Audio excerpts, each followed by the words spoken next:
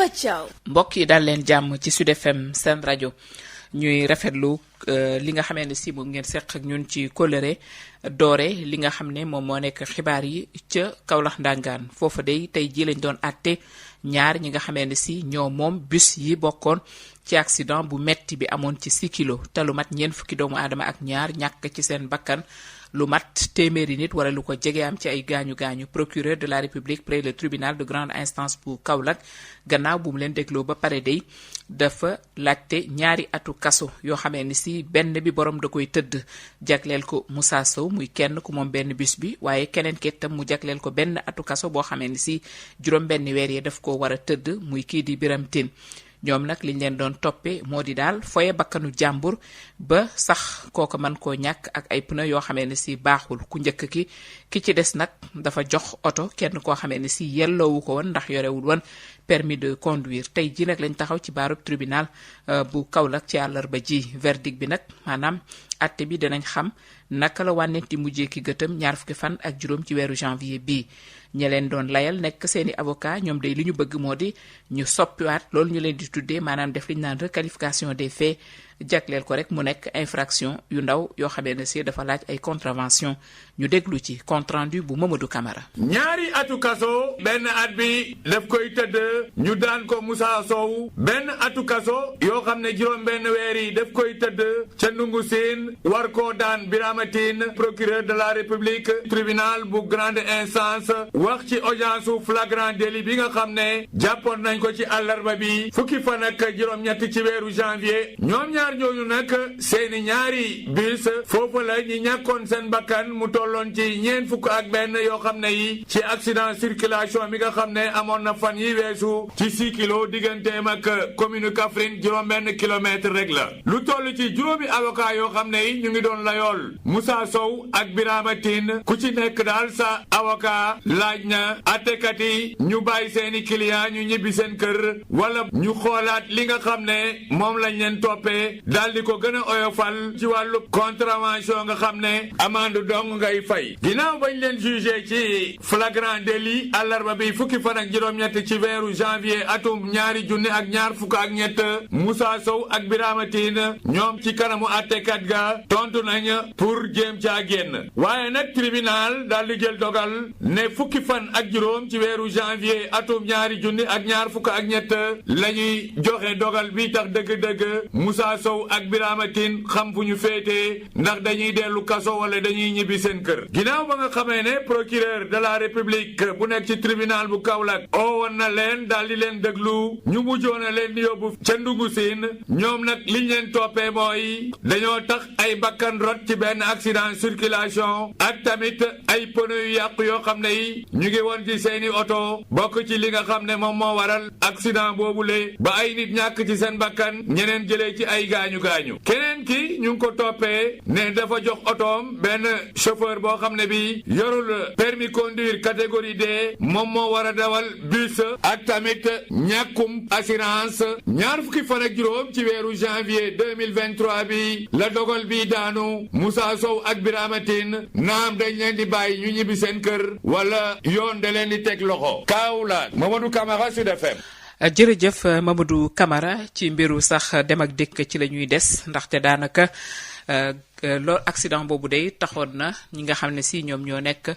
njiit yi daal di jël ay dogal ngir xeex ko dogal yooyu ñu jël nag am ci yoo xamee ne si neexul chauffeur si ba ñu door ab grève démb bi 0 heure jotee ci guddi maanaam ci bésub tey bi ba léegi grève boo xamee ne si nag daanaka wër na réewum Sénégal yépp bari na foo xamee ne si grève ba jural na askan wi ay jafe-jafe yoo xamee ne si yu bari la waaye nag ci grève boobu am na ci ñoo xamee ne si dañoo lànkan banque seen loxo jël seeni oto dem di liggéeyi ñooñu nag am na ñoo xamee ne si itam dañoo bëggoon tere leen seen liggéey boobu ba tax na ci ñoon jàpp nañ ci juróomi chauffeur yoo xam ne si ca banlieue ba la diggante Pikine ak Ndakaaru yooyu kàddu ñu ngi ko nangoo ci suñu correspondant bi nekk ci banlieue bi di Alaaji Moussa Thiam ba tey ci grève boobu ci Kër Massar ak Tëngéej bari na chauffeur ak transporteur yoo xamee ne si kat topp nañ ko bus yeeg car Njaga Njaay yu ci bari day demuñu dikkuñu loolu nag jural bu baax a baax ay jafe-jafe ñi nga xamee ne si ñoo nekk askan wi transporteurs yi nee nañ day duñu seetaan benn yoon yenn ci mesures yi nga xamee ne si teg nañ leen ko ci seenum ndodd rawatina bi nga xamee si mooy dindi porte bagage yi waaye dindi itam li nga xam ne si moo nekk Versailles yi ak yàq njëgum courant bi loolu dootuñu ko nangu benn yoon ñu déglu ci reportage bu Denisia Samb. mbiru grève secteur transport bi doonoon débat yi ca gare routière bu Kër Massar ci àllarba bi.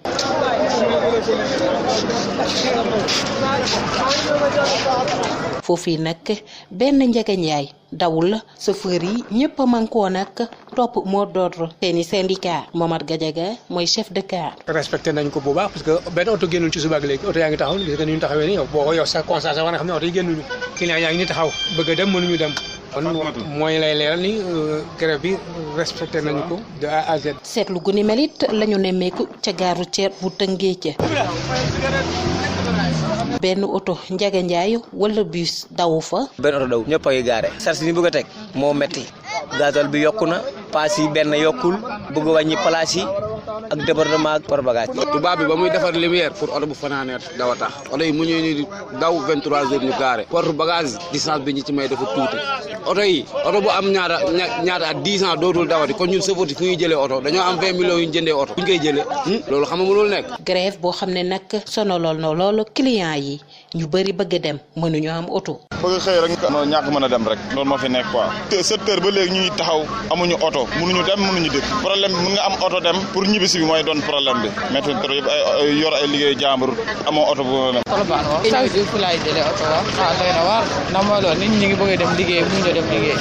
ci Kër Massar client yu bëri dañoo sax mujj wàññeeku ñenn ci bus Tata yi tamit gaare bañ ñu yàqal leen seeni oto ñi yëngu ci wàllu transport bi ne jamono ji nag ñu ngi taaxeerlu ñi leen jiite bañu ñu dem ba ci grève illimité ndax dañoo jàpp ne laata nguur gi doon jël bépp décision dañ cee waroon a waxtaan ak ñoom. Rufisque Denisia Sambo pour Sud FM. ca Touba ak Mbacké mën nañ ni ab féewaloo la ñu gis ci diggante chauffeurs yi ak transporteurs yi li ko waral day moo di mot d'ordre bi nga xamee ne si ñenn ñi sàmmwante nañoo ak moom ñeneen ñi moom dañoo lànk daane dañuy jël seeni wata dem liggéey ji ñu déglu ci tuuti sëy tekk-tekkaaral la ñuy nemmeeku ci garage Touba benn oto yebeewu fa génn lool nag ñii di tukkikat yi am ci ay jafe-jafe yu tar chauffeur si mu mel ni topp nañ mot d'ordre bi nga xam ni kii di seen njiit Mamour Diop jiite regroupement départemental joxe woon na ko démb. Pape Diagne secrétaire général syndicat des travailleurs du transport interurbain di ko fésal. ñun ñoo dem grève ànd ak intersyndical bi Alassane Ndoye jiite du ñuy mauritanien du ñuy gambien du ñuy guinéen ci réew mi la ñu bokk sunu njaboot faatu ñu mel ni dañoo beddi jël mesure yëpp muy 23 ñu teg ko suñ kaw képp ku wax ne doo dem grève rek yow la engagé voilà xam nga fii Touba la taalu ñuy pneu sànniwu ñuy xeer dañoo jël suñuy oto ñu teg ñu lu ñu naqari ñu gaare ko toog suñuy kër mais wéy le problème. Samba Sall jiite regroupement des chauffeurs garage Saloum bu Mbacké wax lu ne mel. chauffeurs yi nag gaare nañ seen oto seen kër benn chauffeur xëy si wul man nag mënuma ñàkk xëy si garage parce que damaa ñëw pour superviser garage bi ndax ci suñu responsabilité la nekk te bëgguñu kenn def benn violence moo tax man ma xëy si clients yi nag ci suba ba léegi ñu ngi fi saxoon nañ ba sonn wàññeeku ñibbi. yeneen chauffeurs yi tamit yëkkati seen kàddu jëmale ko ci grève bi. dañuy daw di perte mënu ko ñoo am dara moo tax ñun ñu banque suñu loxo ñu di toog clients yi yaa ngi koy gisal sa bopp ñi fi nekk gis nga ko moom fi ne ay saret la ñuy jël ak ñee di dox coono bi daal mi ngi ci ñoom man nag ñi ma ci gën a yërëm mooy gis nga taal bi yi daan ñu la waan ci garage bi sax tey yaa ngi leen di gisal sa bopp nii gisuñ sax ba leen farax far tey sama patron sax bi mu ne ma demal nga liggéey dama ne ko man liggéeyu ndax samay morom lépp lu ñuy ànd rek maa ngi ci. man li may renseigner état di ko conseiller mooy na càmbaraat ñi nga xam ne ñoom lay waxtaanal pour trouver solution. mu mel ni kon topp nañ grève bi donte sax président regroupement des chauffeurs bu Touba Idika moom déclaration bi nga xam ni defoon na ko wax na ni kat ñoom bokkuñu tey bokkuñu ëllëg ci grève bi te sax ne woon na bépp chauffeur boo xam ni am nga ci jafe-jafe dina la taxawu waaye li ñu nemmeeku daal mooy ne xaajaloo moom am na ci seen biir tuuti say Mbacké Sud FM. jërëjëf tuuti sëy ca Kolda foofa tam transport interurbain bi yëg na lool grève bi ndaxte dem beeg dikk bi tagga témbe na boo duggee ci gare routière bu Kolda daanaka day tekkaaral nga fay gis waaye nag bu dee ci transport urbain bi maanaam taxi jaune noir yi ñoom ña ngay daw di mën a yóbbu askan wi fa ñu jëm génn tukki kay mooy li nga xam ne si moo jafe lool usager yi ba tax na nag ñu naan wax dëgg yàlla nguur gi war naa waxtaan ak acteurs yi ngir ñu indi ci ay saafara. Lamine Kane Balde moo di responsable taxi urbain yi nekk ci Kolda ñoom bokkuñ ci grève bi ñu déglu ko ci micro Amadou Diatta. comme d'habitude grève bu ñu ko waxee rek toujours terrain bi moo koy déterminer nan la koy déterminer parce que finalement da ngay dem sur le terrain nga bàyyi acteurs yi aussi mais dans ce cadre là bu ñu demee ba heure bii boo xoolee nag lépp loo xam ne oto bu war a ñëw dugg biir Kolda génn biir Kolda amut mais lu war a ci jaune noir Tata mais tout le monde a travaillé les gens côté boobu moom biir Kolda moom moi je dis que képp koo xam ne waroon na am service dem école war a dem hôpital war a dem faju ji ñëpp dem nañ amul kenn ku ci tardé amul benn élève bu am problème boo xam ne war na dem école te day yóbbuñu ko wala indiwuñu ko côté boobu moom amul benn problème laaj ji sax war na xam nga damay souvent lu may wax rek liggéey boo gis dafa am le service minimum tey ma di quand même le minimum aussi que il faut que les gens comprennent aussi que ñun rek waa Kolda nen la d'abord avant grève bi di wax leneen di wax kon service minimum bi peut-être ça a été assuré man loolu laa mën a wax daal dans la commune tout est parti normal amul benn problème voilà ça y a eu quand même le service minimum parce que supposons tey ñu ne la Tata amul taxi amul mais beneen affaire lay nekk ñaata nit ñoo fi yore auto particulier seen kër boo ko doon collecté tina même pas 2% des Koldois ñoo xam ne am nañu benn moyen de locomotion nga nar kaa dugal noonu day xaw a metti torop moi je dis souvent bu ñu topp état peut-être jël na ay mesures à la hâte mais toujours on sait que nii bu ñu teg fu ñu dëkku on montre aussi que si ñun y a des gens qui réfléchissent des gens qui sont là qui ouvrent le dialogue ñoo xam ne mun na wax après ak autorité yi loolu lañ ci def voilà finalement dégguma benn casse dégguma benn bras de fer dégguma benn xeex tu vois combien de fois maintenant ça montre que dans les gares routières les gens réfléchissent d'habitude à pareil moment c'est des arrestations c'est des problèmes mais chacun est tra ñu war a liggéey nañu liggéey au niveau de l'urbain ñu nar a grève dem nañu gaari seen oto yi amul benn problème amul benn kiiroo benn ŋaayo vraiment ça va très bien du tout. loolu day moom moo am ca Kolda grève bu chauffeur ak transporteur yi nag président régional bu chauffeur ak transporteur u Kaolack moom nee na rafetlu na réussite bi nga xam ne si mouvement bi am na ko ci biir réew mi yépp mu nekk kon doole joo xamee ne si ñoom wane nañu ko te nguur gi kat bu fekkee ne bëgg na indi saafara daanaka mën nañ ni du leen soofantal ndaxte kat saafara si moom xam na ñan lay woo kon ci table négociation ngir ñu waxtaan ci Pape Babacar Ndour moo nekk président régional bu chauffeur ak transporteur yu Kaolack ñu déglu ko ci micro Mamadou Camara. état bi nga xam ne dafa am ñu ko dig ne mën nañoo dawloo oto yi te loolu amut ñoom ñu wax ne juróom-ñeenti syndicat lañu Alassane Ndoye ñetti syndicat la état gëm loolu lañ doon weddi tey te loolu état war na xam ne Alassane Ndoye mooy majoritaire yàlla def na nag ñu ànd ak Alassane Ndoye te bu fekkoon woon ne nekkul ci dëgg ñun duñu ànd ak moom waaye comme am na ñu ko digoon ne danañ dawloo oto yi te ña ko wax seeni gaara chauffeur sa nangoo ñoo yem war nañoo xam ne Alassane Ndoye bu ñuy négocier war nañ ko associer ci négociation yi kon loolu la ñuy lancer appel état pour que mu woo Alassane Ndoye toog ak moom su toogee ak moom waxtaan ak moom parce que am na loo xam ne même Kaolack fii du ma ko fi nangu ku jógee woon pële bëgg a ñëw Kaolack nga ne Pam Ndour du fi dara ñi digle ne Pam Ndour du fi dara mbaa ñoo mën lii ñoo def lii soo ko defee ma bloqué leen loolu la yàlla dogal Alassane Ndoye nañ ko nangul li mu doon nangul ko li mu mën nangul ko ne nit ñi topp nañ ko parce que buñ ne 3 syndicats ñoom ñoo ànd ñoom 9 ñoo ànd mais nañu wax ne 10 présidents regroupement régional te président bu ne am ñetti département ci région ci li gën a néew ñoom ñoo ànd ak Alassane Ndoye te ñooñu ñoo am oto ñooy dawal ñooñu ñooy grève ñun président regroupement yi amuñu oto syndicats yi amuñu oto ñiy grève mooy chauffeurs yi pour convaincre leen ñu gaare dafa yomb ci lii te bu fekkee ne da ngaa nekk président regroupement boo xam ne yaa ngi taxawu say chauffeur ñoom ñu xam ne ci dëgg nga ne yaa leen di demal intervention ak responsable yi ñoom boo leen taxawal dañuy taxaw parce que dañuy xam ne yow li tax nga gaare loo leen du bañ leen loolu yàlla dogal na nag ci région de Kaolack fii ak région de Fatick parce que li am Kaolack fii am ko Kaffrine moo am Fatick kon région Sine Saloum yëpp taxaw nañu amul benn oto bu yëpp loolu ñu sant ci yàlla bu baax a baax a baax parce que dañoo waxoon suñuy naataangoo wax yàlla def na la ñu waxoon yàlla dimbali ñu mu nekk mënoon nañ cee góorgóorlu def ci kem kàttan waaye yàlla bañ koo dogal yàlla mi ko dogal yal na yàlla yokk ñu ci yeneen ak yeneen waaye yal na yàlla def lii am nii muy grève bi yàlla jeexal ko ci jàmm te mu doon lu gaaw a gaaw. Sud FM.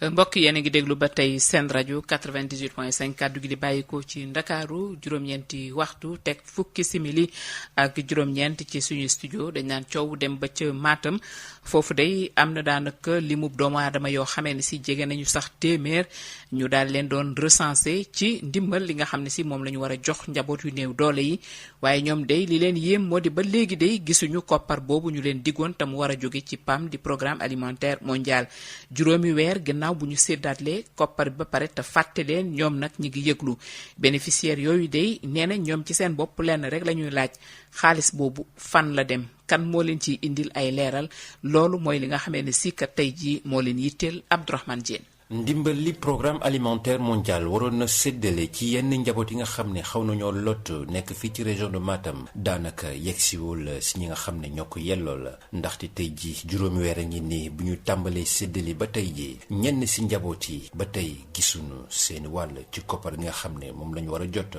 Seynabou Diop kenn la si ñoom moom mi nga xam ne mu ngi dëkk ci quartier moderne nekk ci biir Ourossogui. def naa lépp def naa enquête bi laaj nañ ma sama numéro laaj ma fi ma dëkk laaj ma sama borom kër nu mu tudd ak ñaata doom laa am naanam daal li ñu war a def yëpp daal def naa ko waaye daal boobu ba léegi moom gisuma dara dégguma dara waaw def nañ enquête bi nag moom yëpp li ñu war a def daal yëpp def nañ ko moom. ñu mel ni say ñu bëri la nekk fii ci diwaanu Matam te ba tey xamuñu sax kan lañu war a waxtaanal ngir ñu daal leen leeral li waral ba tey jotuñu seeni xaalis ba tax na li nu mel indi na leen mbetteel gu rëy. ndax boobu ba léegi maa ngi dégloo maa ngi dem fu na dem naa fa tardé na ma sama liggéey tardé na ma lu ma war a def daal waaye daal ba léegi maa ngi daal gisuma dara moom yu bëri sax laa ci bëggoon a def yàqal na ma projet yu bëree bëri sax yoo xam ne mënuma koo dabuwaat daal loolu daal moom gën a metti moom. jamono jii nii laaj bi ñuy samp mooy xaalis bi nga xam ne moom la ñu jagleel ñii nga xam ne jot lañ leen enquête ba noppi ana fan la jaar wante ba tey ji kenn mënul am tontu bi fii ak tontu gi di ñëw njaboot yi nag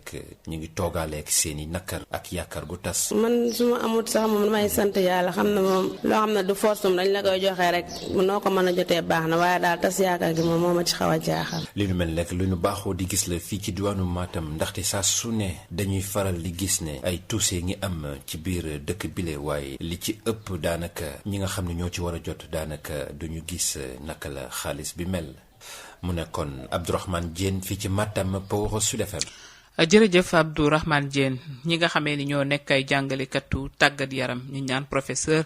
d'EPS ñoom day tàmbali nañ seen fukkeel ak benn ak fukkeelu ñaareelu plan d'action loolu nag doore nañ ko ci ab grève buy tàmbale àllarba ji la tàmbale te dina dem ba àjjuma bépp activité boo xamee ne si dafa aju ci wàllu tàggat yaram ci sport rek ci fi nga xam ne moo nekk école ñoom ci seen bopp ne nañ dañ ci banque seen yoxo duñ ci laal dara bokk na ci itam natt bi nga xam ne si dañuy natt ndongo yi ci premier semestre bi ñoom itam fas yéene wuñ koo def grévistes yi nag di wax kii nga xam ne si moom moo nekk njiitum réew mi mu ubbiwaat ay gët bu baax ci seen situation ñoom maître de PS yi te nag ñaar fukki at ak ñett a ngi nii ñuy xaar ba tey ñu dugal leen ci corps bi nga xam ne si moo nekk bu professeur EPS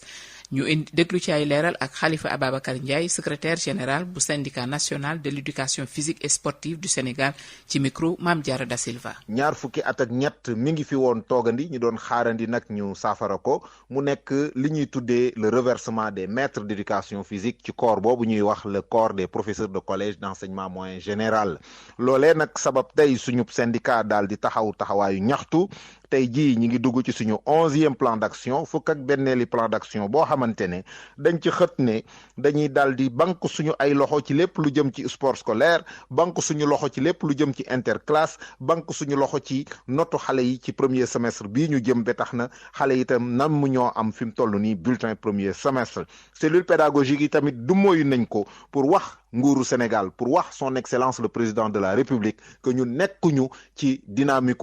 xëccoo wala xeex wala réclamer xaalis waaye plan de carrière la ñuy laaj ñu ko suñu ay nawle yi nekk ci fonction publique amee ñu mën ñu ko defal ginnaaw biñ ko xëtee xaatim ko ci protocole d'accord yi fi dox yépp diggante nguur geeg syndicat yi nga xamante ne ñooy les plus représentatifs ci at yi ñu génn loolee nag jur tey lu nga xamante ne ñi ngi wax sénégalais yi di wax le président de la république di wax ministre yi ngànk jafe-jafe bi yépp que ni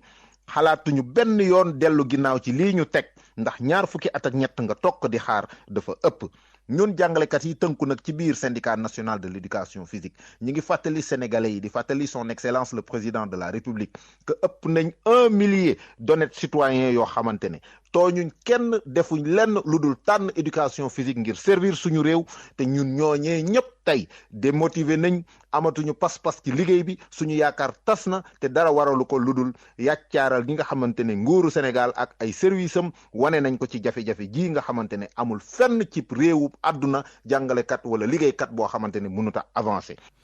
Khalifa Babacar Ndiaye njiite syndicat bi nga xamee ni si moo boot ñi jàngale éducation physique. Dañuy delluwaat ci Kolda foofu day waa FRAPP ñi ngi yëglu waaye itam di wax préfet bi na taxaw ci kanam ay responsabilités muy réaction boo xamee ne si nag ñoom ñi ngi ko am gannaaw bu ñu toogee lu baree bari saa bu ñu bëggee manifester rek bind préfet bi daal leen koy tere loolu nag waa FRAPP nee nañ dootuñu ko seetaan benn yoon ndax responsable yi day nee nañ dootuñu banku benn yoon ci kanam préfet bi ci li ko neex nga xamee ne si moom lay def te nag tegu ko ci benn yoon lu dul xanaa bëgg a neexal nguuru président Macky Sall responsable yu FRAPP yi nag taxaw di tëkku kii nga xam ne si moo nekk préfet ne ko nag na bàyyi yii nga xamee ne si moom lay def ndaxte Kolda nekkul ab champ d'expérimentation maanaam foo xamee ne si fa la ñuy essayer dara. Aliou Gérard Koïta moo di responsable FRAPP ci Kolda ñu déglu ko ci micro Amadou Diatta. lu ñu daal di seetlu mooy que saa yu ñu bëggee organiser dox ñaxtu wala ngir bëgg waxtaan ak askanu Kolda ci mbirum jafe-jafe yi nga xamante ne askan bi dañ ko daal di dund wala ci problème sàccum suuf bi ak ñoom seen dañoo gis ni que préfet bu Kolda dafay daal di dakkal suñu activité yooyu noonu moo tax dañuy daal di jël en témoin askanu Sénégal ngir xamal leen ñun dootuñu d'accord benn préfet bi nga xamante ne nekk biir Kolda bëgg bañal li nga xamante ne mooy ñun suñu activité mais ñu am comme li sartu ndew réew mi ñu ko daal di tëralee moo tax nag boo gisee dernière manifestation bu mujj bu mu interdire moo nekkoon ci collectif boobu nga xamante ne moo tudd collectif pour la sauvegarde et l'aménagement du fleuve mu évoqué ci ay motifs yi nga xamante ne ñu jàpp ne ko c'est des motifs fallacieux léegi nag moom préfet xanaa dafa bëgg a nekk gouverneur de région moo taxit mu daal di continuer di def li nga xamante ne naka sudul noonu maanaam di violer texte yi ngir rek bànneexu ki nga xamante ne président Macky Sall moo taxit nag moom préfet bi Jadiane Dia li ñu koy xamal mooy que ñun askanu Kolda dootuñu d'accord benn yoon mu daal di jël Kolda mu soppali ko ci benn espace bi nga xamante ne dina fa woyal maanaam ay interdiction nga xamante ne fekk tegu ko fenn gis nga ab dëkk constitution bi maanaam sartu ndey réew moom moo ñu ëmb ñëpp et que ñun nag duñu d'accord moom préfet Jadiane Dia bu fekkente ne ñun la mu interdire wante bu nekkee ñu bokk gis-gis ak le président Macky Sall mu d'accord leen moo tax nag ñun nag dañuy daal di artu. Sud FM di ab lëkkaloo ci njëriñu askan wi. yéen a ngi déglu ba tey xibaar yi ci seen rajo mairie bu Kaolack day jënd ay fourniture scolaire yu xamee ni si koppar bi mu ci def toll na ci fukki million ak ñeent ci suñu xaalis jox ko fukki collectif directeur d'école yi nga xamee ni si moo nekk ci biir commune bi loolu rek day ngir bëgg a joo loxoom bu baax a baax ci qualité wu njàngale mi ci foofu nga xam ne si moom moo nekk commune bu Kaolack docteur Mbaye Guèye bokk na ci ñi toftal ci jaraafu dëkk ba ñu déglu ko ci micro Birama Ndiaye. donc tey dañu dajoo ngir def benn cérémonie boo xam ni dafa bokk ci loo xam ni lu ñu war la parce que njàngale dafa nekk loo xam ni compétence boo xam ni transféré la donc tey bu ñu dajaloo ngir jëmmal benn compétence si benn activité boo xam ni dañuy jël matériel mu nekk benn composante bu am importance si wàllu mise en œuvre des programmes de l'éducation donc dañuy nekk loo xam ni tey dañ ci am mbëkk te gu rëy di wax ni rek lii ñuy def tey dafa nekk si loo xam ni lu ñu mébatoon bu yàgg la mais xëy na yàlla mi ngi koy door a dogal tey. jumtukaay yi ñaata ngeen ko xayma ak lan ak lan moo ci. waaw jumtukaay yi dañ ko jël maanaam lu ñu tuddee benn expression des besoins boo xam ni waaye IEF ñoo ñu ko defal mu toll si 14 millions si loolu la ñu jël répartir ko si matériels yi nga xam ni les matériels usuels yi nga xam ni c'est des matériels didactiques yi nga xam ni moom la enseignants yi di utiliser pour mettre à niveau les apprenants. ci ñaata codec. fukki codec yi nga xam ni yëpp ñoo composé IEF bu Kaolack kenn ku nekk am nga si cër. loolu day inspecteur de l'éducation et de la formation bu Kaolack commune rafetlu na ko lool nee na geste boobu nga xam ne si mairie bi def na ko day wane ni rek mi ngi sàmmanteeg engagement bi nga xam ne si jël na ko ci benn compétence um njàng mi nga xamee ne si dañ leen ko transféré kii di Alassane Ndour Fall mi ngi dalal seen xel nee na nag fourniture yi bu soobee yàlla danañ ko séddale nu mu gën a gaawee te dina yegg ci ñi nga xamee ne si kat ñoom lañ ko jagleel Alassane Ndour Fall IEF bu Kaolack commune ñu déglu ko ci micro Birama Ndiaye. di rafetlu rek geste bi mairie def tey geste boo xam ne du bulet saay su école ubbee mairie day jagleel ay fourniture scolaire xale yi pour accompagner leen ci seen njàng pour accompagner tamit seeni parents nga xam ne yenn saa yi ñenn ñi dañuy am ay jafe-jafe pour dal di jëndal seeni doom ay fourniture at bu jot da koy def waaye yemul foofu tamit la mairie daf ñuy accompagner ci soxla bu ñu am ci njàng mi ndax xam na ay responsabilités am di ko def di ko assumer convenablement et que daal IEF en tout mu ngi rafetlu collaboration bi te di ñaan mu jën kanam di ñaan mairie bi gën a am moyen pour que mu gën a nekk davantage au chevet des écoles de la commune. ban taxawaay ngeen ci am ngir élèves yi mën cee jot wante itam am na pàcc bu am solo bu mu jagleel jàngalekat yi loolu itam naka ngeen ko jàngatee. pour jàngalekat yi d'abord maa ngi doon wax léegi ne xale soo ko bëggee jot jàmm da ngay jaar ci jàngalekat bi moom ngay nat soo ko jamee rek di nga jàmm élève bi. Traduction littérale d'un adage qui dit qui veut atteindre l'élève doit viser l'enseignant. ci classe élève kese mënul am matériel il faut que maître yi am matériel soo ko seetluwee da ngay gis ne ardoise xale bi mu ngi mooy tableau maître bi en grand format matériel bu am élève am en petit format le maître am na ko en grand format si noonu rek la ñuy mën a dispenser enseignement apprentissage yi dans les meilleures conditions possibles. léegi nag taxawaay bi ci IEF di am moom mooy bim ci yàgg di am def nañ expression de besoin ne matériel bi ak lii lañu soxla pour que njàng mi gën a mun a ñoŋ